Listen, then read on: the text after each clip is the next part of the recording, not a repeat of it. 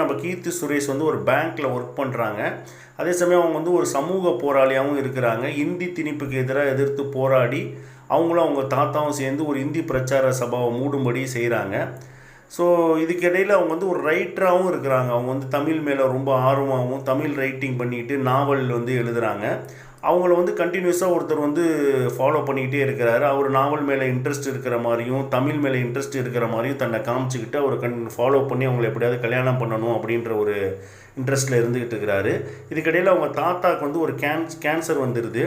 So அவருக்கு வந்து ஒரு 3 ஆசை இருக்குது, நிறைவேறாத ஆசை, அதை நிறைவேற்றி வைங்க நான் சாவறதுக்குள்ளே அப்படிங்கிறாரு. அதில் ஒன் ஆஃப் த ஆசை வந்து கீர்த்தி சுரேஷ்க்கு எப்படியா கல்யாணம் பண்ணி வைக்கணும் அப்படின்னு அவர் ஆசைப்படுறாரு.